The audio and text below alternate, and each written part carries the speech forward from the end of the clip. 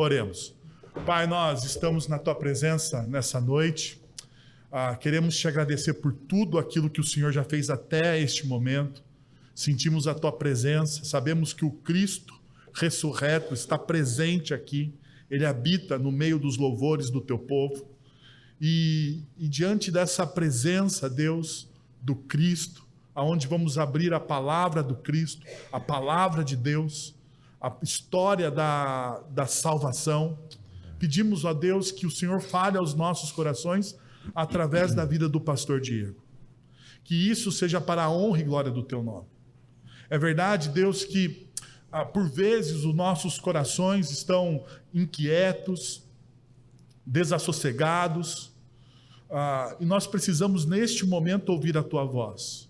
Pedimos então, ó Pai, a ação do Teu Santo Espírito nos nossos corações, para que possamos compreender, ó Deus, a Tua verdade, para que o nosso coração seja convencido dos nossos pecados, e assim transformados, ó Deus, pelo sacrifício amoroso de Cristo Jesus por nós naquela cruz. É verdade.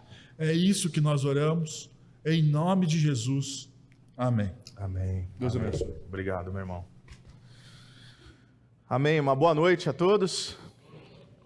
Que a graça e a paz de Jesus Cristo seja com sua vida, com sua casa e com os seus. Amém? É uma alegria, mais uma vez, compartilhar a palavra de Deus com os irmãos. Já o fiz no culto matinal e agora, mais uma vez, tendo esse privilégio de adorar ao nosso Deus juntos, de cantar louvores ao seu nome. E espero, sinceramente, que o Senhor fale poderosamente às nossas mentes e corações através da sua palavra. 155 anos, então, mais uma vez, parabéns por essa linda história. Que Deus continue derramando graça e a fidelidade dele possa ser visível através dessa comunidade. Amém? Eu quero convidar você a abrir a sua Bíblia no livro de Eclesiastes essa noite. Eclesiastes capítulo 7. Leio Eclesiastes capítulo 7, 14 versículos. Peço que você me acompanhe na leitura da palavra de Deus. Ela diz assim: um bom nome é melhor do que um perfume finíssimo, e o dia da morte é melhor do que o dia do nascimento. É melhor ir a uma casa onde há luto do que a uma casa em festa, pois a morte é o destino de todos. Os vivos devem levar isso a sério. A tristeza é melhor do que o riso, porque o rosto triste melhora o coração. O coração do sábio está na casa onde há luto, mas o dos tolos na casa da alegria. É melhor ouvir a repreensão de um sábio do que a canção dos tolos. Tal como o estalo de espinhos debaixo da panela, assim é o riso dos tolos. Isso também não faz sentido. A opressão transforma o sábio em tolo e o suborno corrompe o coração. O fim das coisas é melhor do que seu início, e o paciente é melhor que o orgulhoso. Não permita que a ira domine depressa o seu espírito, pois a ira se aloja no íntimo dos tolos. Não diga porque os dias do passado foram melhores que os de hoje, pois não é sábio fazer tais perguntas. A sabedoria, como uma herança, é coisa boa e beneficia aqueles que veem o sol. A sabedoria oferece proteção, como faz o dinheiro, mas a vantagem do conhecimento é esta: a sabedoria preserva a vida de quem a possui. Considere o que Deus fez. Quem pode endireitar o que ele fez torto?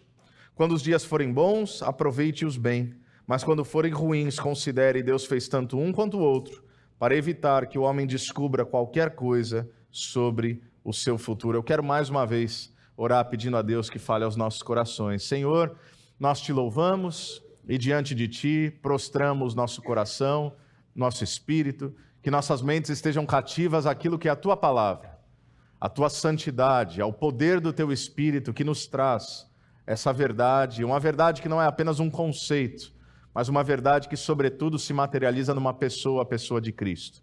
Nós te louvamos, te engrandecemos e oramos essas coisas no nome santo de Jesus. Amém e amém. O livro de Eclesiastes é um livro bastante interessante. É um livro que não muita gente escolheria para compartilhar num aniversário de uma igreja. Mas eu quero compartilhar a mensagem dessa noite sobre o seguinte tema, de modo muito claro, de modo muito prático e de de modo muito objetivo, 4 conselhos para uma vida sábia. Então, que a palavra de Deus possa ministrar aos nossos corações e, claro, com implicações para a nossa comunidade como um todo, 4 conselhos para uma vida sábia. E por quê? Normalmente, não é um livro que se compartilha em festividades de aniversário. Aliás, não é um livro que a gente fica se debruçando muito.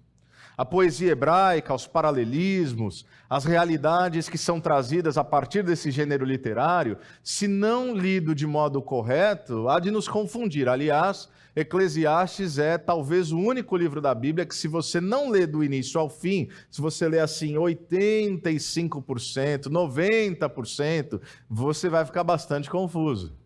Porque ele fala várias coisas, ele vai usar essa expressão do hebraico revel, várias e várias vezes, isso é vaidade, névoa de nada, vapor, revel dá essa idade, traz esse conceito, melhor dizendo, daquilo que é efêmero, daquilo que é transitório. É por isso que ele vai dizer, vez após vez, que é vaidade de vaidade, névoa de nada, correr atrás do vento. Essas são as ideias. Então ele vai passear por diferentes objetivos que nós teríamos de vida, inclusive.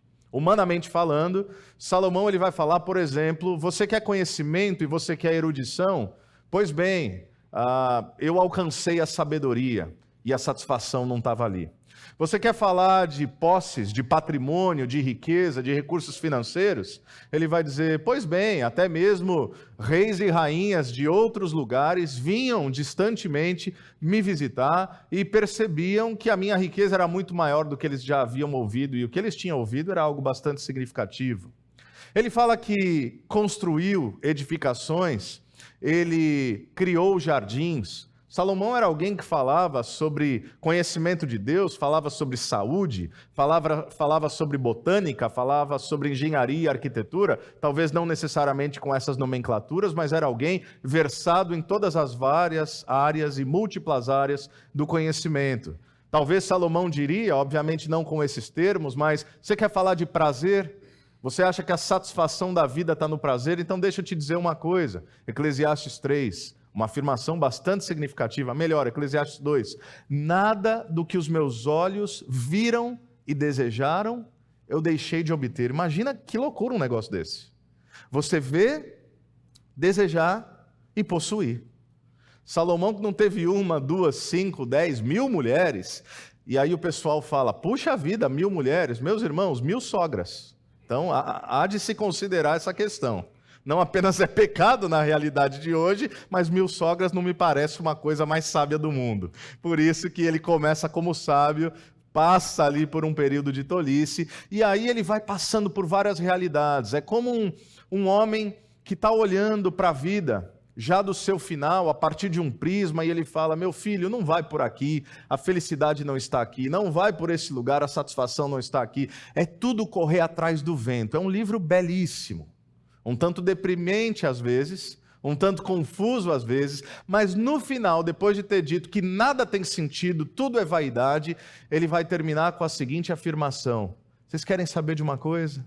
Quer saber o que é sabedoria? Quer saber o que é felicidade? Quer saber o que é o sentido da vida? Eu vou lhes dizer. Obedeça a Deus, tema a Deus e obedeça aos seus mandamentos. Esse é o segredo da vida. Não está nas coisas, não está nas circunstâncias. E Eclesiastes capítulo 7 é um capítulo desses provocativos. É por isso que eu estou chamando, você pode ter percebido aqui como ele fala do tolo e do sábio, do tolo e do sábio, da tolice e da sabedoria, vez após vez. É por isso que eu estou chamando de 4 conselhos para uma vida sábia. 155 anos de história, o que é que vem agora? Como é que nós podemos preparar nossas mentes e corações, como igreja, como comunidade de fé, como um tempo de revisão, de reavaliação, de planejamento, é claro, tempo de sonharmos, de traçarmos novos objetivos, de adquirirmos novos hábitos. Isso é verdade para nós enquanto indivíduos, isso é verdade também para uma igreja. Nada melhor que revisitar algumas das palavras daquele que é o homem mais sábio que já existiu. E Eclesiastes, sobretudo esse capítulo 7, eu escolhi com bastante intencionalidade. Ele parece ser uma coletânea de pensamentos e provérbios. Não é uma coisa sistematizada. Não é algo necessariamente sequencial, mas é como alguém aqui que resolve pensar alto e registrar os seus pensamentos. A impressão que dá é essa. Pensamentos que, mais uma vez, vão confrontar o senso comum e que vão confrontar o nosso jeito habitual de enxergar a vida. Eles vão nos levar a um caminho de sabedoria. Então, se nós quisermos ser sábios, meus irmãos, primeiro conselho: entenda que Deus usa coisas desagradáveis para nos fazer crescer. Puxa vida, pastor, podia começar melhor, né? Não, fica comigo, começa ruim, depois melhora, tá bom? Deus usa coisas desagradáveis para te fazer crescer. Essa é a primeira afirmação que não parece fazer sentido. Sobretudo em uma sociedade como a nossa, imagina, não faria sentido naquela época, para aquele povo, naquela cultura, séculos e séculos atrás, na nação de Israel, mas em uma cultura secularizada, hedonista, em busca do prazer, da satisfação pessoal, numa cultura onde, inclusive, em muitas igrejas evangélicas, há aquilo que muitos têm chamado de teologia coaching, ou seja, uma espécie de prosperidade afetiva, porque, obviamente, como isso ficou já muito manjado nas igrejas de matriz, sobretudo neopentecostal, a teologia da prosperidade, siga a Deus e Ele vai te deixar rico. Não é que ninguém caia nisso ainda, mas muita gente já entendeu que o evangelho não é esse tipo de coisa. Então o pessoal vai de modo criativo transmutando essas realidades e agora não se fala mais apenas venha para Jesus e você vai ganhar muito dinheiro. Venha para Jesus e seja feliz. Mas qual é a felicidade? Como é que nós vamos qualificar essa felicidade? A felicidade nos termos bíblicos, da sabedoria bíblica, ou a felicidade nos termos humanos, ocidentais, pós-modernos, individualistas, cobiçosos? De que tipo de felicidade nós estamos falando? É o tipo de felicidade que supera as adversidades e lida com o sofrimento, inclusive como instrumento pedagógico do eterno sobre as nossas vidas? Ou é a felicidade mais ou menos venha para Jesus e nunca mais fique doente? Venha para Jesus, teu casamento não vai ter problema. Venha para Jesus e seus filhos jamais te darão qualquer tipo de constrangimento. É desse tipo de felicidade que nós estamos falando? Essa primeira afirmação de que Deus usa coisas desagradáveis para nos fazer crescer não parece fazer sentido num primeiro momento. Afinal, nós sabemos que Deus é todo bom e que, em última instância, Ele quer o nosso bem. Mas nós confundimos, meus irmãos, o nosso bem último com o nosso bem-estar momentâneo. É como se Deus, sendo bom, devesse nos enviar na trajetória da vida apenas coisas boas, e por boas aqui eu quero dizer momentaneamente agradáveis. Então, se Deus é bom e Deus me ama, Ele só vai fazer que eu experimente realidades que me façam sentir bem, certo? Não, errado. Salomão está dizendo que não. E aí ele faz algumas perguntas retóricas, contraintuitivas, como por exemplo, o que é melhor? Se eu lhe perguntasse, fica fácil, porque a gente acabou de ler, você sabe a resposta, e você sabe que se eu fizer isso aqui vai ser uma pegadinha, no fim você sabe. Mas se eu te perguntasse, de modo completamente descontextualizado, inclusive fora desse púlpito, quem sabe numa festa, num aniversário, numa mesa de um café, se eu te perguntasse, por exemplo, o que é melhor, meu irmão? O que é melhor, minha irmã? O que vem de Deus, de verdade? Dia de nascimento ou dia de morte? O que é melhor? Velório ou festa? O que é melhor? Tristeza ou riso? Obviamente, nós diríamos, ô pastor, você está ficando doido? É claro que festa é melhor que velório, é claro que nascimento é melhor que morte, é claro que sorriso é melhor que tristeza, mas o Eclesiastes, o pregador, o sábio, está nos dizendo que nesses três casos, de modo bastante específico, a opção que para nós é a menos desejada é exatamente a melhor. Não melhor porque nós desejamos e porque nos sentimos bem através da jornada dessas coisas, mas que melhor em diferentes momentos da vida porque é exatamente o que nós necessitamos. Nós temos um pensamento, quem sabe até fruto de uma teologia equivocada, muitas vezes, dependendo do nosso histórico, ou da nossa própria humanidade que deseja essa realidade, de que se nós nos esforçarmos e nos comportarmos bem, apenas coisas boas virão. Não é esse o dilema de outro livro que também é bastante controverso, o livro de Jó? Como é que um homem bom, reto e temente a Deus pode passar por tudo que passou? Afinal, como é que coisas boas acontecem com gente ruim e como é que coisa ruim acontece com gente boa? Esse é um dos maiores questionamentos da história do pensamento filosófico, mas é também um dos temas mais sensíveis da teologia, o que nós chamamos do problema do mal. Como é que coisa boa acontece com gente ruim? Como é que coisa ruim acontece com gente boa? Claro, na nossa concepção teológica, nós entendemos que não há nenhum bom, nenhum sequer, Paulo vai dizer isso aos Romanos, ninguém que busque fazer a vontade de Deus. Mas humanamente falando, quando nós qualificamos pessoas, tem pessoas que a gente fala, essa pessoa é uma boa pessoa, e essa aqui é... A gente fala até assim, sangue ruim. Não é só ruim, é sangue ruim. Tudo que corre por ela é ruim, é gente maldosa. E isso acontece, e essa é uma realidade, mas nós fomos enganados, meus irmãos, e não se engane mais uma vez, porque, embora cristãos, nós somos frutos do pensamento do nosso tempo, da nossa época, da nossa cultura e de uma cosmovisão secularizada, nós fomos enganados por uma sociedade de viés terapêutico, onde a dor, o desapontamento e a adversidade e o luto são inaceitáveis. E aí nós vamos, por exemplo, e não há nenhum mal nisso, na leitura de autores seculares que vão falar verdades que nós já deveríamos saber. Talvez você já tenha ouvido falar do filósofo Byung-Chul Han, e há anos ele teve um best-seller intitulado A Sociedade do Cansaço. E basicamente, entre outras coisas, ele vai falar de uma sociedade que vivencia um superaquecimento do eu, uma sociedade onde o otimismo exacerbado adoece a cada um, e ele vai falar, por exemplo, que nós vivemos em uma sociedade do doping.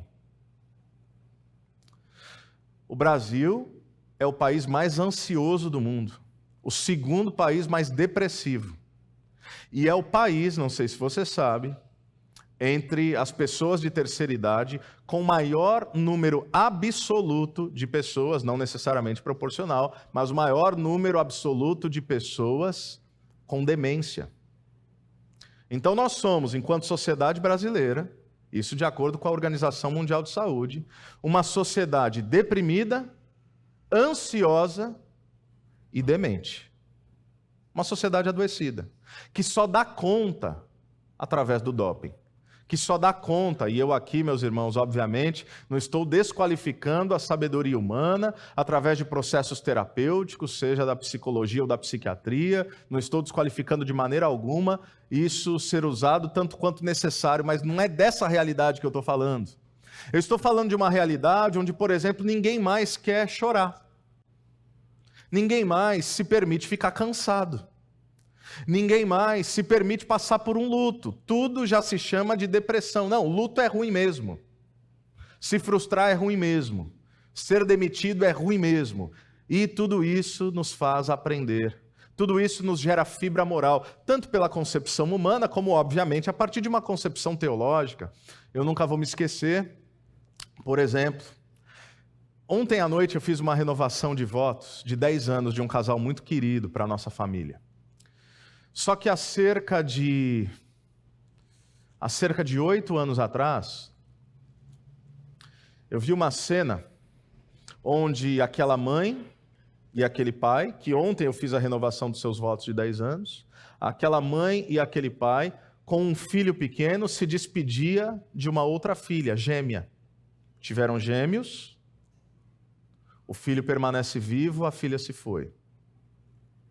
Por quê? Que resposta você dá para as dores e mazelas da vida? Por que foi ela? Por que não foi ele? Por que foi alguém? Por que uma criança? São questionamentos que o ser humano, se não reconhecer um Deus soberano, ele enlouquece. E aí eu me lembro daquela moça, jovem, primeira gestação, gêmeos, chorando, não querendo sair daquele cemitério, porque afinal, na sua mente, naquele momento, isso implicava deixar sua filha naquele túmulo, era quase um abandono momentâneo. E aí o sogro dela abraça e diz: minha filha, vamos seguir em frente, você é nova, tem muita vida ainda. Esse senhor não estava sendo insensível, esse senhor estava compartilhando uma sabedoria que cada vez menos existe. Porque uma sociedade que não lida com a dor, que não lida com o sofrimento, que não lida com o tédio, as nossas crianças não sabem ficar entediadas. As nossas crianças estão obcecadas por telas. Uma sociedade que não compreende essa realidade, onde pensa que a sabedoria desse mundo afirma que ser abençoado é apenas e em todo momento ter alegria, saúde, dinheiro, emprego estável, experiências positivas. Afinal, nós pensamos que Deus prova que nos ama se as coisas vão bem para nós. Dificilmente nós enxergamos como vindo da parte de Deus e como dádiva, tanto o dia bom quanto o dia mau. Mas nós que estamos vivos há algum tempo já descobrimos que ambos existem. E que Deus faz raiar o sol sobre justos e injustos. E que crente planta e crente colhe, e ímpio planta e ímpio colhe. Tudo que é bom e agradável vem de Deus, certo? Deus envia a calmaria, meus irmãos. Mas Deus também envia a tempestade. Deus provê o monte, mas Ele também nos leva ao deserto. Esses últimos meses, assim, lá em casa, a turma ficou doente. Acho que esse último ano. Cirurgia para cá, doença para lá, coisas mais leves, coisas mais graves. Aí todo mundo pega dengue, aí todo mundo pega virose, aí um pega, o outro não pega. Aí eu vou treinar, eu afundo minha costela. Eu não sabia que era possível afundar a costela. Aí hoje eu sou um expert em costelas flutuantes, elas afundam. Se for essa última aqui, ela afunda, ela entra, é ruim. Você não consegue sorrir, você não consegue respirar direito. E a gente falou, meu Deus, o que está acontecendo? Mas nós nunca perguntamos por quê. E não é porque nós somos arautos da fé, melhor que ninguém. Nós perguntamos para quê? O que Deus está tentando fazer? Talvez uma das coisas que a dor nos faz, além de perseverança, resiliência, fibra moral, que são conceitos meramente humanos, talvez uma das coisas que a dor gera em nós é humanidade. A dor nos humaniza. Quando nós sofremos, nós geramos compaixão pelo outro que também sofre. Quando nós sentimos dor, nós geramos uma certa empatia por aquele que também sente dor. Quando você vai para o hospital, você ora para Deus te tirar de lá logo, ou você se pergunta por que você está ali? Porque talvez tem alguém ali que precisa ouvir o evangelho. Então Deus te abençoou com uma patologia, assim, temporária, curta, tranquila. Só para estar ali alguém que é um mensageiro do Evangelho de Jesus Cristo. Porque do lado, na cama ao lado, talvez tenha alguém que precise de alguém que sabe o que é uma realidade de fé e uma convicção, mesmo no meio da adversidade. Amém, meus irmãos? É isso que Eclesiastes está falando. Mas, em segundo lugar, Eclesiastes está nos ensinando que nós precisamos ser confrontados com a nossa finitude. O criador da Apple, você possivelmente já ouviu o nome dele, Steve Jobs, ele tinha uma frase interessantíssima. Ele dizia, se você viver cada dia como se fosse o último, em algum momento você vai estar certo. Faz sentido. Se todo dia é valorizado, se todo dia é visto como dádiva, se todo dia nós somos confrontados com a nossa finitude, ou seja, nós não temos todo o tempo do mundo. Se você viver a cada dia como se fosse o último, e aqui não é de modo indiscriminado, não é de modo irresponsável, não necessariamente não planejando e não olhando para o futuro, não é disso que nós estamos falando, nem eu, nem Salomão, ou livro atribuído a Salomão. Mas sábio é quem sabe que não tem todo o tempo do mundo. E aí ele nos traz uma imagem interessante, ele fala do perfume.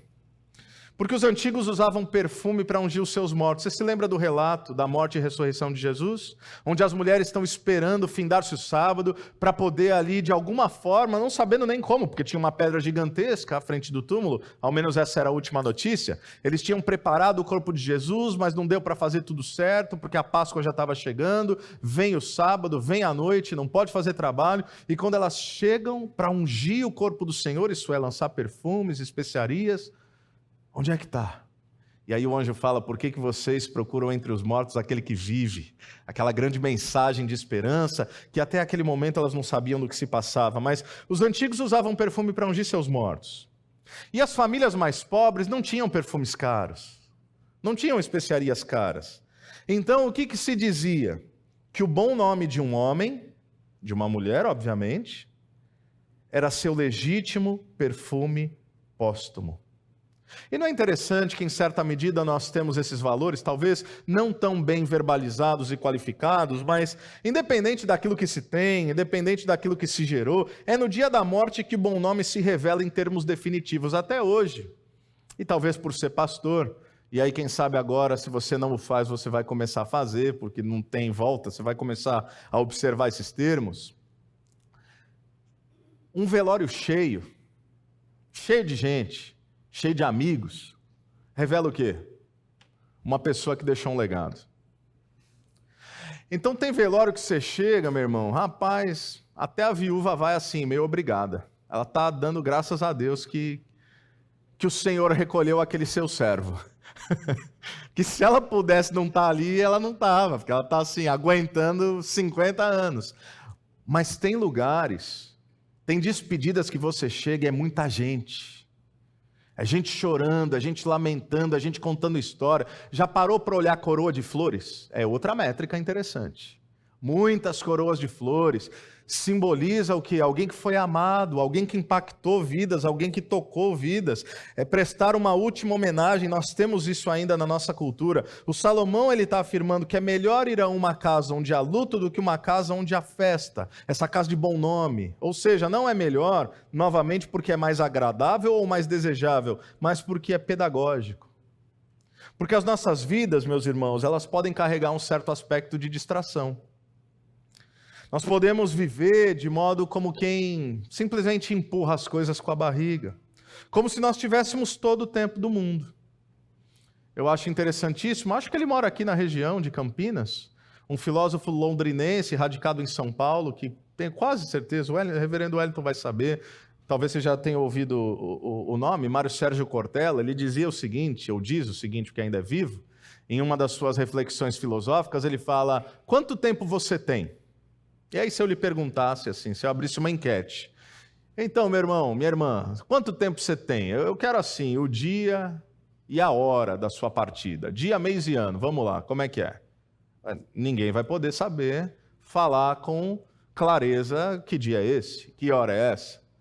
Então ele diria: você não sabe quanto tempo tem? Não. Então, se você não sabe quanto tempo tem, você tem muito pouco tempo. Aliás, essa é uma sabedoria bíblica também.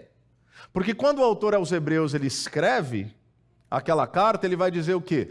Quando ouvirdes a voz do Senhor, não endureçais o vosso coração no dia chamado hoje. É hoje, meu irmão. É hoje, minha irmã. É o presente. Não por acaso essa expressão. É a dádiva que o Senhor nos concede todos os dias. Hoje o Senhor nos deu a graça de acordar, de levantar da cama, de cultuar o Senhor.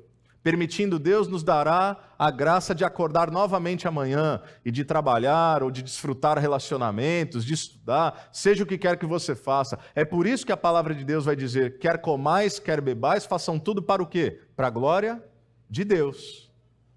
Como quem reconhece o tempo presente sendo confrontado pela sua própria finitude. Porque quem não pensa na sua finitude vive de qualquer jeito, de modo displicente. Você já parou para pensar que quem não pensa na sua finitude tem dificuldade em perdoar, tem dificuldade em planejar, tem dificuldade em reconciliar-se com desafetos e relacionamentos rompidos? Por quê? Porque acha que sempre vai dar tempo. Você quer ver uma pessoa culpada? É uma pessoa que está há 20, 30 anos sem falar com o irmão e recebe a notícia da partida do irmão. Estou falando irmão de sangue. E aí ele vai viver o resto dos seus dias culpado. Por quê? Porque ele vai se arrepender de não ter passado a mão no telefone e ter dito: meu irmão, a gente precisa se ver, precisa acabar com isso. Em nome de Jesus, vamos reconciliar. Achou que tinha todo o tempo do mundo. Tem um filme interessantíssimo, já de alguns anos, não sei se vocês assistiram, acho que é com o Adam Sandler, filme Clique. Alguém lembra desse filme?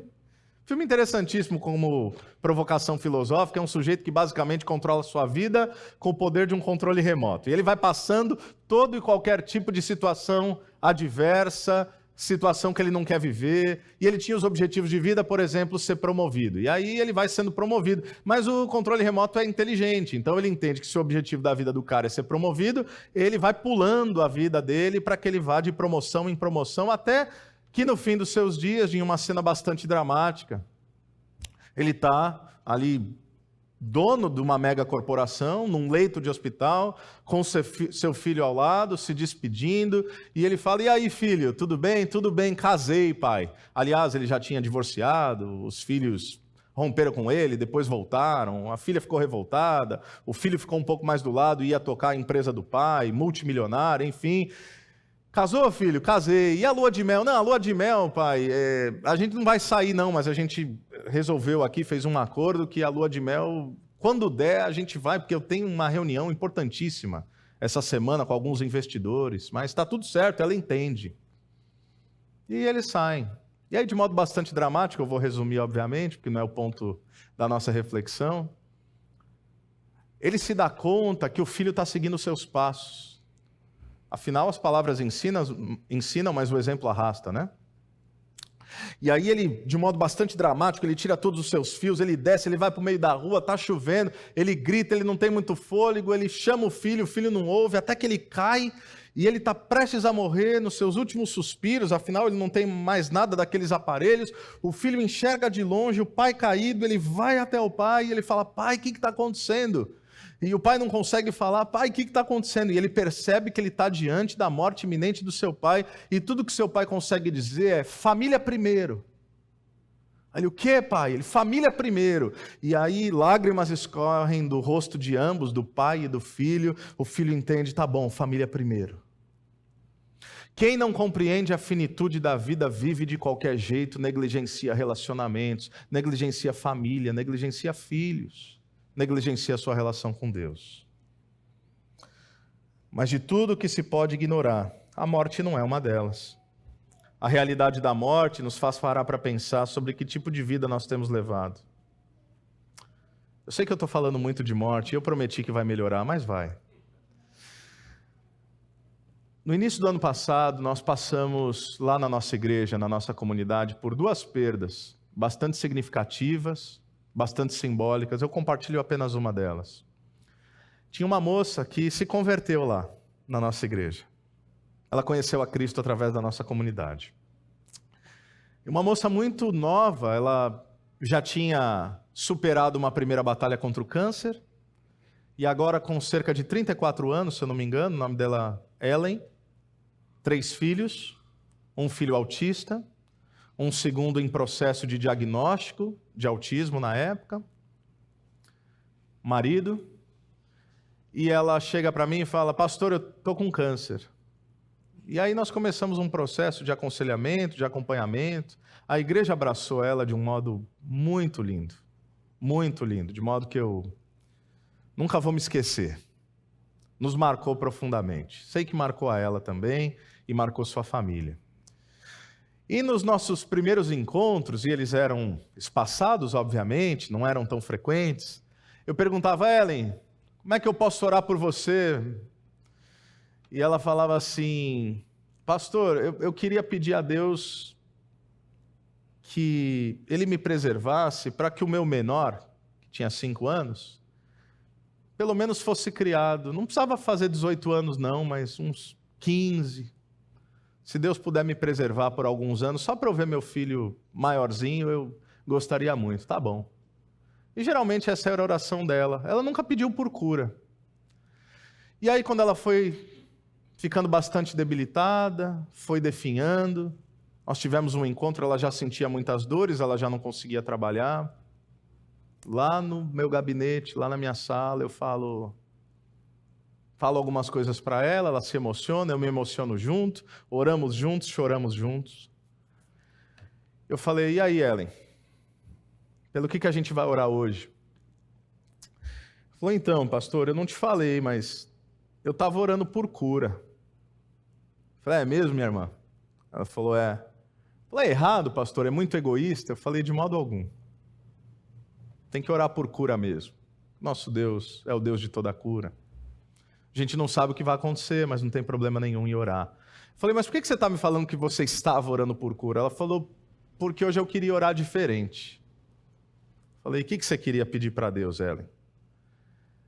Ela falou: eu queria pedir que Deus cuidasse dos meus filhos, porque eu sei que eu estou indo embora. Eu falei: tem alguma coisa que você quer fazer antes de partir, Ellen? Ela falou, tem algumas coisas. Por exemplo, eu queria ir para a praia com eles. Falei, você quer ir para a praia? Não tenho dinheiro, pastor. Eu falei, não foi o que eu te perguntei. Ela falou, eu quero. Eu falei, então a gente vai fazer isso acontecer, tá? Ela, tá bom. Mas ela precisava de alguma força física para que isso acontecesse. Infelizmente, essa viagem nunca aconteceu. Lidar com essas realidades, com dor, com despedida, e olhar para um texto como esse, Eclesiastes 7, 2 e 3, e ler que a tristeza é melhor do que o riso, porque o rosto triste melhora o coração, é indigesto.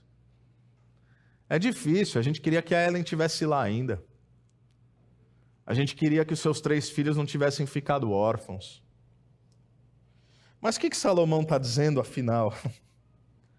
Haroldo de Campos traduz essa expressão como o rosto triste faz o coração dilatado. Repito, em outras palavras, o que o sofrimento faz conosco é isso que está acontecendo assim agora comigo. Porque enquanto eu falo, eu estou tentando não chorar, porque o sofrimento nos humaniza. E não é esse o grande esforço do Evangelho? Às vezes a gente está achando que o Evangelho é para nos tornar seres humanos um pouco mais espirituais. Eu acho que é o inverso. O Evangelho é para tornar seres espirituais humanos. Porque o Evangelho na doutrina da encarnação é fazer com que Deus pudesse virar gente, homem, carne e osso. Claro que somos espirituais, claro que caminhamos em santidade, claro que devemos ser formados segundo a estatura de Jesus Cristo, mas para isso não é ser uma coisa assim descolada da realidade. Não, é gente que toca a gente. É olho no olho, é choro, é lágrima, é afeto, é compaixão, é abraço. Igreja é isso, meus irmãos. Igreja é isso. Eu sei que vocês oram de modo recorrente pelos enfermos. Igreja é isso. É se solidarizar, não apenas dizer que vamos orar, mas é orar de fato. 2 Coríntios capítulo 1, versículos 3 a 5, o apóstolo Paulo vai dizer o seguinte: Bendito seja o Deus e Pai do nosso Senhor Jesus Cristo, Pai das misericórdias e Deus de toda consolação, que nos consola em nossas tribulações. Para quê? Para que com a consolação que recebemos de Deus, possamos consolar os que estão passando por tribulações. Pois assim como os sofrimentos de Cristo transbordam sobre nós, também por meio de Cristo transborda a nossa consolação. Diante das adversidades da vida, e acredite, elas virão, no mundo tereis aflições, mas tende bom ânimo, porque eu venci o mundo. Diante das adversidades da vida, nós temos 2 escolhas: sermos mais contentes e humanos, ou nos tornarmos amargos e rancorosos. O Evangelho nos ensina a primeira opção. O Evangelho nos faz olhar para um Deus que não teve por usurpação o ser igual a Deus, mas esvaziou-se de si mesmo. O grego chamava isso da kenosis, o pleno esvaziamento. Sendo Deus, se tornou homem. Sendo homem, tornou-se servo. Sendo servo, foi obediente até a morte e morte de cruz. Por isso Deus o exaltou soberanamente. Isso é Filipenses 2,13. Por isso Deus o exaltou soberanamente, para que diante dele e sobre ele todo joelho se dobre, toda língua confesse que Jesus Cristo é o Senhor. Qual é o símbolo do Evangelho? Um homem que gozou da felicidade plena a partir das circunstâncias humanas? Não, um Deus que, tendo se tornado homem, nos ensinou o que significa sofrer sem jamais perder a convicção, o propósito e a esperança. No centro do Evangelho está o Cristo crucificado. No centro do Evangelho há um madeiro, sobre o qual sangra o sangue precioso do Cordeiro.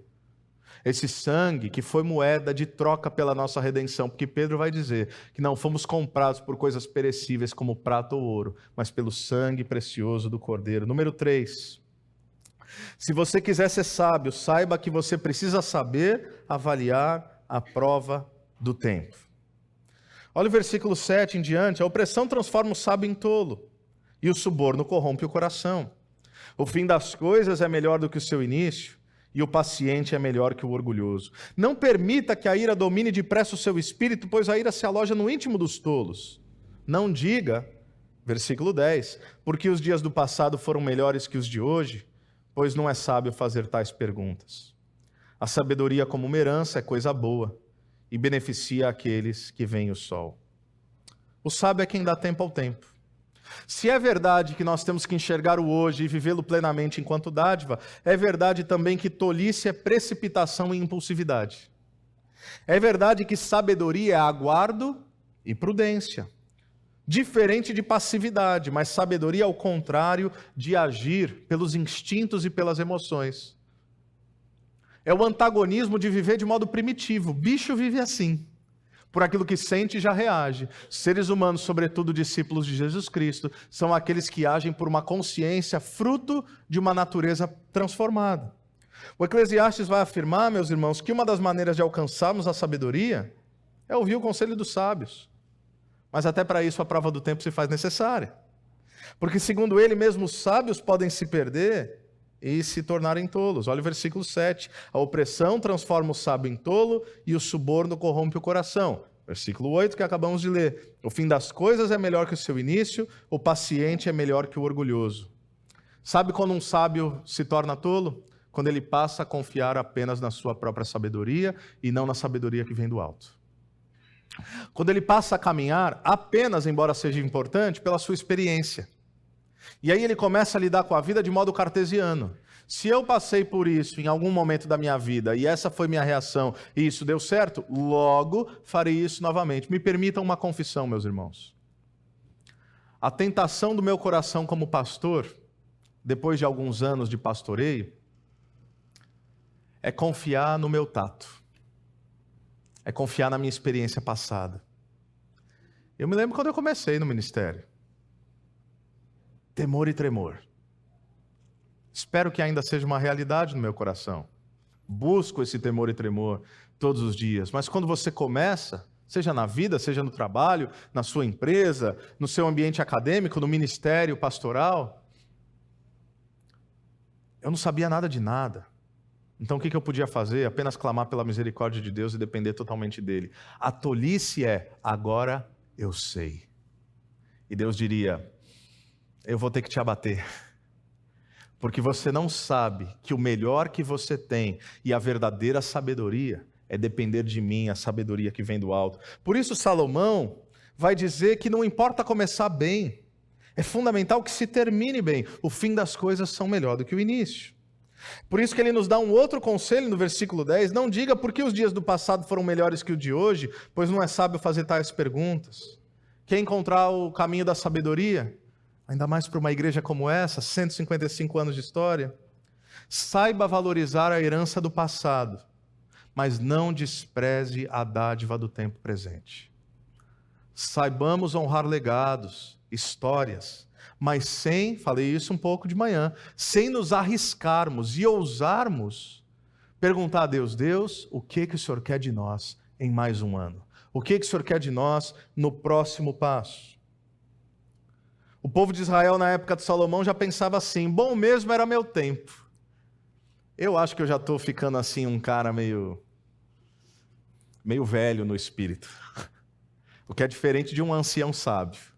Ser velho e ser sábio são coisas completamente distintas. É por isso que lá na igreja a gente usa a nomenclatura, eu tenho dificuldade com cristão velho. Não, como assim, pastor? E se eu estou servindo a Deus nos meus últimos 40, 50, 60 anos? Não, não é com você que eu estou falando. Cristão velho é diferente de cristão maduro. Então é possível que você tenha tempo de igreja e seja imaturo. É possível que você tenha menos tempo de igreja e seja maduro. Por quê? Porque aquilo que nos torna sábios não é apenas a vivência dos nossos dias, mas é a sabedoria, novamente, que vem do alto. Então, mas a minha esposa fala que eu já nasci velho. Então, o que acontece? Eu já estou aquele cara que fala, essa juventude aí, perdida. Esses meninos que não sabem de nada. Por exemplo, lá na igreja, tem vários irmãos que são donos de empresas de tecnologia. E aí um dos meus passatempos favoritos, assim, quando eu não estou com um espírito muito adequado, é perguntar para eles como é que está a equipe de trabalho deles, a molecada nova, de 18, 19, 20 anos de idade, programador, gênios da programação, do desenvolvimento de software, e eu pergunto já sabendo a resposta, e aí a molecada lá, pastor, você sabe como é que é? Aí parece que dá um prazer quase sádico, de um velho que fala, essa geração não vai dar nada mesmo.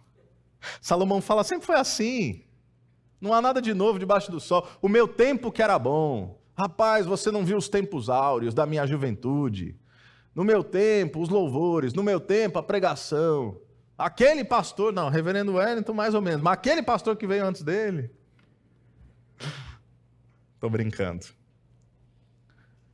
Nós precisamos entender que essa realidade que fica presa no passado apenas, não vai nos levar para o próximo passo que Deus deseja. E por fim, se você quiser ser sábio, meu irmão e minha irmã, você precisa aprender a descansar na soberania de Deus.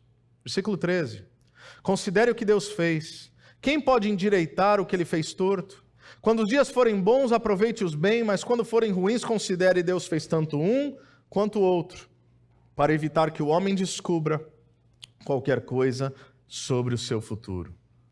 Lembre-se que Salomão não possuía o nível de revelação que nós temos. E que revelação é essa? A face de Deus revelada em Jesus Cristo. O Novo Testamento. A misericórdia de Deus revelada na pessoa do Cordeiro.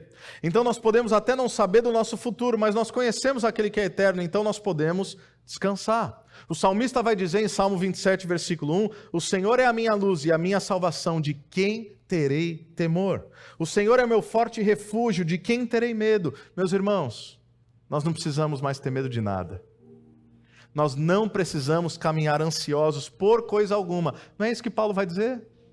Não andeis ansiosos por coisa alguma, mas em tudo, em orações, súplicas e ações de graças, ofereçam seus pedidos a Deus. E o que Ele nos dará? O que Ele fará? Ele guardará nossa mente e o nosso coração, nos concedendo uma paz que excede todo entendimento. Então veja que o segredo da sabedoria bíblica, que se manifesta inclusive na felicidade e na paz, de espírito, de consciência, de mente, de coração, de descanso, se dá não no fato de nossas circunstâncias serem mudadas, ou não todas as vezes. Porque o que nós aprendemos na palavra de Deus, na sabedoria bíblica e no Evangelho, é que quando nós oramos e nós descansamos em Deus, mesmo que as circunstâncias não mudem, Deus muda o nosso coração. Nós não precisamos mais andar ansiosos. Não precisamos mais andar aflitos. A palavra de Deus diz, aquietai-vos. A ideia é, parem de lutar e saibam que eu sou Deus. Novamente Paulo, Filipenses capítulo 4. Aprendi o segredo de estar contente em toda e qualquer situação. E aí ele dá uma série de exemplos, tendo muito, tendo pouco. Por quê? Porque posso todas as coisas naquele que me fortalece. Isso é, contentamento diz respeito a conteúdos internos. O que Paulo está dizendo é que é o segredo da sabedoria bíblica, conjugado com tudo que Salomão está dizendo aqui, não tem a ver com o que acontece do lado de fora. Não tem a ver com as circunstâncias. Aí sim nós podemos enfrentar a dor, a adversidade, o luto, a perda, a inquietude. Podemos enfrentar todas essas coisas, sabendo que estamos contentes. Conteúdos internos moldam nossa mente e nosso coração, de modo que em Jesus nós podemos superar toda e qualquer realidade. Por quê? Tudo posso naquele que me fortalece. Quantos de nós aprendemos errado esse texto? Então eu posso todas as coisas? Sim. Todas as coisas mesmo, pastor? Todas. Boas e ruins. Posso ter fartura? Posso ter privação? Posso ter múltiplas alegrias? Posso derramar lágrimas? Porque nada daquilo que é circunstancial me afeta. Porque quem me fortalece não são as circunstâncias. Eu posso tudo porque quem me fortalece é o meu Deus. Alguns anos atrás, no aniversário do meu mentor, eu tive a graça de ter vários mentores, vários mestres na minha vida, mas se eu elencasse um mentor, um homem de Deus que o Senhor colocou sobre a minha vida, é um cara que você nunca vai ouvir falar, você nunca vai ouvir um sermão dele, ele nunca vai ser um influenciador digital, o nome dele é Robert Leshner, é o Bob. E nos últimos 15 anos ele passou por absolutamente todas as fases da minha vida, do meu casamento, do meu ministério, da minha família, boas e ruins. O Bob é alguém a quem eu devo muito. E o tempo está passando, o Bob é bem mais velho que eu. E ele tem um humor meio ácido, porque o Bob é um aglomerado de qualidades bastante únicas. Ele é um gênio da tecnologia que se aposentou vendendo sua empresa de modo multimilionário, então é um empresário. Ele é um pastor ordenado, um grande conselheiro, o mais sábio que eu já conheci. E ele é um ex-militar veterano do Vietnã que lutou na guerra. Esse é meu mentor. E quando você tem como mentor um cara que lutou na guerra, quando você fala assim... Falava, né? Hoje não mais, já passou dessa fase. Mas lá no começo, Bob, acho que eu não vou aguentar. Ele dizia... Eu não estou criando meninos, eu estou criando homens. Como é que você vai falar que não vai aguentar para um cara que lutou a guerra? Não é a melhor das ideias. Mas alguns anos atrás eu virei para o Bob e falei, Bob, você está ficando velho, hein, cara? Ele deu risada. Falei, Bob, eu estou precisando te visitar, tenta ficar vivo até lá. E aí ele respondeu com um sorriso no rosto, dizendo, vou te contar uma coisa, a cada dia ficar vivo se torna mais difícil na minha idade. Falei, o que você quer dizer, cara? Você está com medo? Você está doente? Você acha que você vai morrer? Ele falou, não. Eu só sei que cada dia é uma dádiva, eu só sei que Deus tem me dado o tempo chamado hoje. Enquanto eu estiver aqui, está tudo certo, e quando Ele me levar, está melhor ainda. Sabedoria. Sabedoria. É por isso que nós temos que buscar o caminho da sabedoria nesses poucos dias que o Senhor nos deu sobre a terra. Uma última história. Estava rodando outro dia redes sociais e aí fui levado a um desses recortes de Instagram e eu vi um sujeito que fala sobre paternidade e eu tive uma informação que me pegou e diante de um texto como esse, para quem é pai, para quem é mãe, vai entender. Eu tenho um filho de 11 anos, vai completar 12 agora em outubro, eu tenho um filho de 7 anos. O Noah tem 11 e o Gael tem 7. E aí esse cara disse o seguinte, aproveite cada dia dos seus filhos. Porque estatisticamente você vai ser a pessoa favorita da vida dele apenas pelos primeiros 10 anos da sua jornada. Falei, 10? Isso foi ano passado, então eu estava no limite com o Noah. Tinha mais 4 por essas contas com o Gael. E ele explicou, ele fala 10 anos. É por 10 anos que você vai ouvir irritantemente, papai, mamãe, o tempo todo. Aproveite. É por 10 anos mais ou menos que ele vai querer te contar tudo. Depois ele vai querer contar para os amiguinhos. E depois a pessoa favorita dele vai ser a namoradinha ou o namoradinho. E depois a favorita ou as pessoas favoritas deles ou delas vão ser os amigos de faculdade, os colegas de trabalho, de empresa. Depois a sua esposa, o seu marido. E em última instância, obviamente, a pessoa favorita da vida dele ou dela, do seu filho ou da sua filha, vai ser os próprios filhos que eles terão. E aí você não vai perceber, mas um dia terá sido o último abraço, o último telefonema, o último almoço, a última refeição. Sabedoria, meus irmãos, é compreender que Deus nos deu essa vida para que ela seja vivida com propósito. O que Deus quer de nós? Essa é a pergunta. O que Deus quer para hoje? O que Ele quer é que a gente descanse nele, confie nele, dependa dele, viva para a honra e para a glória dele. Então, para esse novo ano, Presbiteriana de Sorocaba, sonhe, faça planos, realize, desenvolva novas realidades, não apenas como comunidade, mas como indivíduos. Mas se eu posso te dar um conselho, persigam como indivíduos e como comunidade o caminho da sabedoria. E se eu pudesse resumir tudo isso em uma coisa, ser sábio é viver a sua vida, todos os dias, à luz da eternidade. Afinal, ter consciência da nossa eternidade, mas também da nossa finitude, empresta sentido e propósito à nossa existência. Que sejamos mais sábios, com a ajuda de Deus, com o poder do Espírito e com a sabedoria do Evangelho. Amém? Queira ficar de pé, eu quero orar por você e com você, no nome de Jesus. Senhor Deus, obrigado. Obrigado pela tua sabedoria. Obrigado porque a tua palavra fala em Tiago que se há em nós, algum de nós falta de sabedoria, que nós devemos pedir e pedir com fé, não com mente dividida, não como quem duvida. E essa sabedoria nos seria concedida como dádiva do alto. Que o Senhor nos torne homens e mulheres sábios, que o Senhor nos torne homens e mulheres mais parecidos com o teu Filho Jesus Cristo. Que o Senhor transforme essa igreja, seja dos mais moços aos mais maduros, dos novos convertidos, àqueles que têm caminhado com Cristo há décadas, que o Senhor haja nessa multiplicidade de dons, talentos e riquezas, fazendo com que essa seja uma comunidade íntegra, e eu sei que ela é, mas cada vez mais íntegra, cada vez mais saudável, cada vez mais bíblica, cada vez mais fiel, cada vez mais sábia. Conceda sabedoria ao reverendo Wellington, meu irmão, meu amigo, a sua família, a sua casa.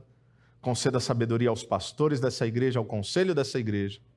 Mas a cada um de nós, a cada um dos meus irmãos, que o Senhor continue evidenciando os dons, as potencialidades, para que em tudo que façamos, o teu nome seja glorificado, o teu reino se expanda, pessoas conheçam a Jesus Cristo e não apenas o conheçam, mas continuem prosseguindo em conhecê-lo e crescendo na graça e no conhecimento do nosso Senhor e Salvador Jesus Cristo. Assim nós oramos, clamando e rogando as tuas santas bênçãos sobre essa amada igreja. Oramos no nome santo de Jesus. Amém. Amém. Que Deus te abençoe ricamente, meus irmãos. Parabéns. Agora, irmãos, que a graça de nosso Senhor e Salvador Jesus Cristo, o amor de nosso Deus e Pai, o conselho, o consolo, o poder e a ação do Santo Espírito de Deus estejam sobre vocês agora e pelos séculos dos séculos. Amém.